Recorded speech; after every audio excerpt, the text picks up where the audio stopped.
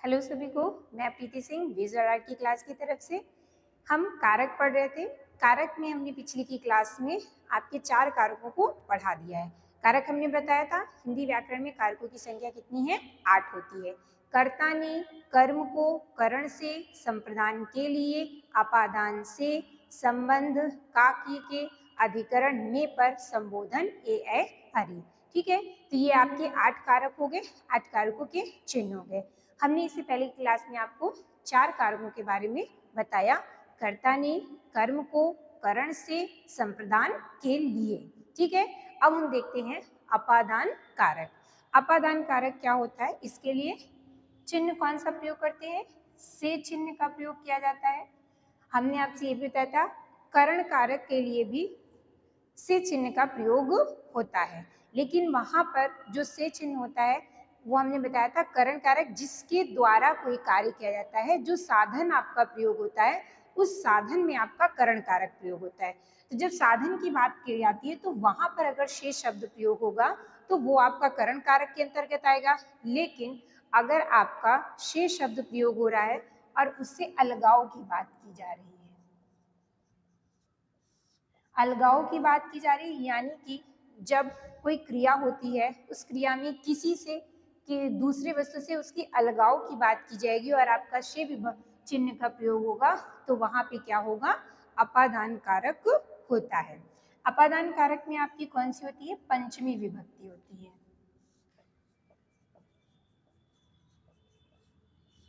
अपादान कारक के अंतर्गत आपकी पंचमी विभक्ति आती है। ठीक है, अपादान कारक के अंतर्गत आपके नियम में पहला है, जहां पर कोई वस्तु प्रत्यक्ष या अप्रत्यक्ष रूप से अलग होती है। जहां पर कोई वस्तु प्रत्यक्ष या अप्रत्यक्ष रूप से अलग होती है, वहां पर आपका क्या प्रयोग होता है, अपादान कारक प्रयोग होता है। हमने बताया ना, यहाँ पे पंचमी विभक्ति जहां पर कोई वस्तु प्रत्यक्ष या अप्रत्यक्ष रूप से किसी से क्या होगी, अलग होगी। ठीक है, जैसे कि आपका हो गया, वृक्ष से पत्ते गिरते हैं। वृक्ष से पत्ते गिरते हैं, तो वृक्ष से पत्ते गिरते हैं, तो वृक्ष से पत्ते गिरे तो क्या हो गया, वृक्ष से पत्ते अलग हो गए।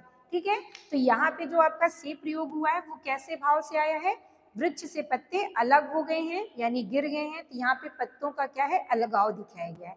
तो यहाँ पे जहाँ पे अलगाव के लिए शेष शब्द प्रयोग होता है वहां पर आपका अपादान कारक या पंचमी विभक्ति प्रयोग होती है। जैसे आपका हो गया, बालक घर से जाएगा। बालक घर से जाएगा। ठीक है, तो इसमें क्या है, बालक जो है वो घर से जाएगा, तो जब बालक घर से जाएगा तो वह कहां से बालक बालक घर से अलग हो रहा है। जब वहां से घर से वो अलग होगा, अलगाव का भाव आएगा, तो वहां पे क्या, अपादान कारक हो गया। घर से जाएगा, घर से बालक जो है वो अलग हो गया है। ठीक है, तो यहाँ पे आपका अपादान कारक हो गया। जैसे आंचल विदेश से लौटती है। ठीक है, आंचल विदेश से लौटती है, कहां से, विदेश से लौट रही है। तो आंचल जब विदेश से लौट रही है तो इसका मतलब आंचल जो है विदेश से क्या हुई है, अलग हुई है। जब वो विदेश से आएगी तो विदेश से वहां से आंचल का अलगाव का भाव आएगा, तो विदेश से आंचल अलग हुई है, तो विदेश में आपकी ये क्या होगी, पंचमी विभक्ति प्रयोग होगी और ये आपके अपादान कारक के अंतर्गत आएगा। जब किसी से अलग होने के, प्रत्यक्ष या अप्रत्यक्ष रूप से अलग होने का भाव आता है। जैसे आंचल विदेश से लौटती है, तो आंचल जो है वो लौटी है पर वो विदेश से अलग हो गई है। ठीक है, इसी में जैसे सीता वन से आएगी। सीता वन से आएगी, तो सीता है वो वन से आ रही है, तो सीता कहाँ से अलग हो रही है, वन से अलग हो रही है, जहां से अलग होने का भाव होता है। जैसे आपका हो गया बिल्ली छत से कूदी, ठीक है, बिल्ली छत से कूदी। तो बिल्ली जब छत से कूदी तो बिल्ली कहाँ से अलग हुई है, छत से अलग हो गई है। तो बिल्ली छत से कूदी, बिल्ली का कहाँ से अलगाव हो गया, छत से, तो यहाँ पे आपका हो गया अपादान कारक। जैसे आपका गंगा हिमालय से निकलती है, ठीक है, तो यहाँ पे लिखा है गंगा हिमालय से निकलती है। गंगा हिमालय से निकली तो हिमालय से गंगा अलग होकर के वहां पर वो बहने लगी, ठीक है, वहीं पर नहीं, वहां से उनका बहाव हो गया। तो यहाँ पे आपका क्या हो जाएगा, अपादान कारक हो जाएगा, ठीक है।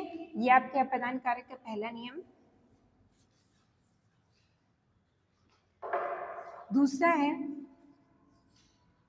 अपादान कारक जब भय और रक्षा, जब भय और रक्षा का भाव आता है, भय या रक्षा का भाव आएगा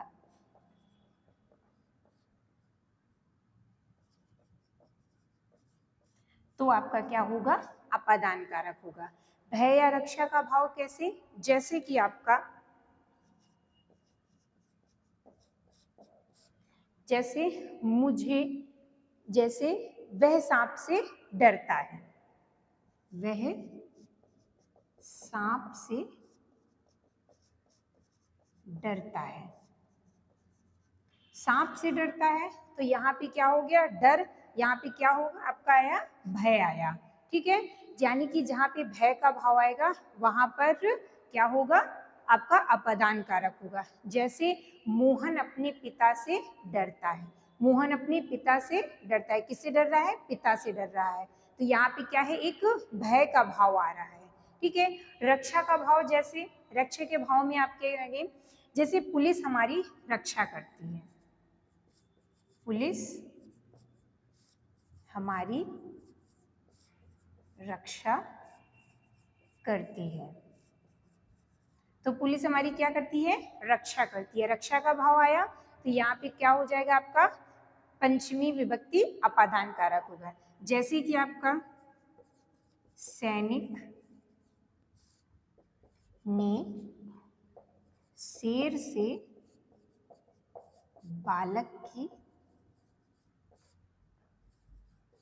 रक्षा की, ठीक है, तो यहाँ पे क्या आ गया, रक्षा का भाव आ गया। सैनिक ने की थी किससे, शेर से बालक की रक्षा की, तो यहाँ पे रक्षा का भाव आया। रक्षा या डर यानी कि भय, अगर भय और रक्षा का भाव आता है तो क्या प्रयोग होता है आपका, अपादान कारक प्रयोग किया जाता है।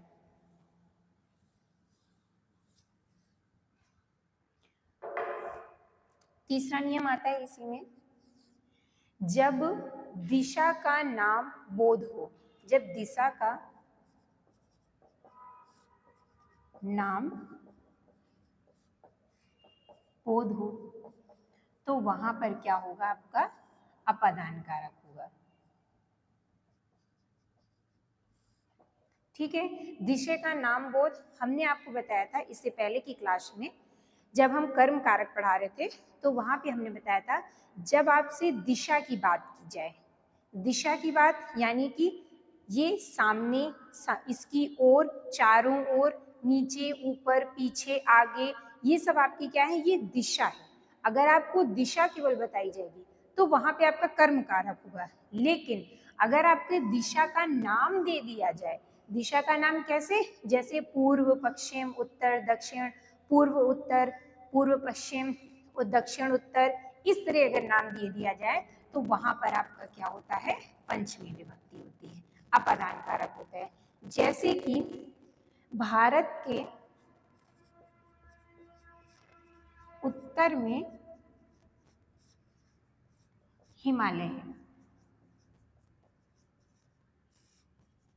ठीक है, हमने कहा यही इसमें अंतर है। कर्म कारक में क्या, दिशा तो बताई जाती है कि इसके सामने, उसके पीछे, उसकी ओर उसके चारों दिशा होती है, लेकिन वहां पे दिशा का नाम नहीं होता है। दिशा केवल होगी तो आपका कर्म कारक होगा, और जब आपका दिशा का नाम दे देगा जैसे कि उत्तर, तो ये कहाँ का है, क्या भारत के उत्तर में हिमालय है। यहाँ पे आपको क्या दे दिया गया है, दिशा। जब आपका दिशा दे दिया जाएगा, दिशा का नाम दे दिया जाएगा, ठीक है, तो आपका क्या होगा, अपादान कारक होगा। दूसरी, जैसे कि आपका हो गया श्याम पूर्व दिशा की ओर जाता है, श्याम पूर्व दिशा की ओर जाता है, ठीक है। तो इसमें दिख गया है किस, इसमें दिशा का नाम दे दिया गया है, कौन सी दिशा है, पूर्व दिशा। दिशा का नाम दे दिया तो आपका क्या हो जाएगा, ये अपादान कारक हो जाएगा। जैसे घर के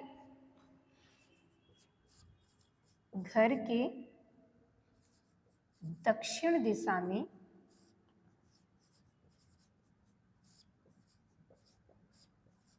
मंदिर है, ठीक है। तो घर के दक्षिण दिशा में आपका दिशा का नाम दे दिया गया।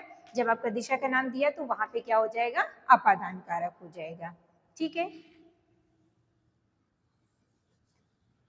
अगला नियम आपका अपादान कारक के अंतर्गत आता है, जब हम कोई कार्य नियम पूर्वक करते हैं, ठीक है, नियम पूर्वक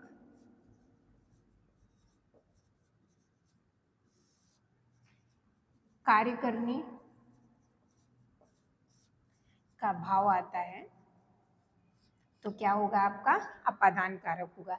जो काम हम प्रतिदिन करते हैं तो वो हमारा क्या हो जाएगा, अपादान कारक हो जाएगा। नियम पूर्वक कार्य में जैसे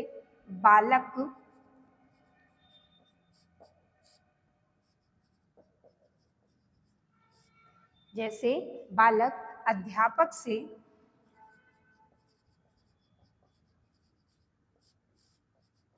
अध्यापक से संस्कृत पढ़ते हैं, ठीक है। तो यहाँ पे क्या है, बालक जो है वो अध्यापक से संस्कृत पढ़ते हैं। तो बालक किससे पढ़ रहे हैं, अध्यापक से। लेकिन संस्कृत पढ़ेंगे क्या बालक अध्यापक से केवल एक दिन संस्कृत पढ़ेंगे, नहीं, वो एक नियम पूर्वक प्रतिदिन पढ़ेंगे। तो बालक जो है वो अध्यापक से संस्कृत जो है वो एक नियम पूर्वक, या आप कह लें कि 1 महीना या 1 साल या फिर 6 महीने, कुछ एक नियम पूर्वक कार्य होने लगता है। वो प्रतिदिन उस कार्य को जब तक उसका सिलेबस नहीं पूरा हो जाता है या उसने तब तक वो पढ़ते हैं, ठीक। तो यहाँ पे आया आपका बालक अध्यापक से संस्कृत पढ़ते हैं, उन्होंने नियम पूर्वक कार्य किया है, ठीक। जैसे मैं प्रतिदिन पढ़ाई करता हूँ, जैसे आपका हो गया मैं प्रतिदिन पढ़ाई करता हूँ।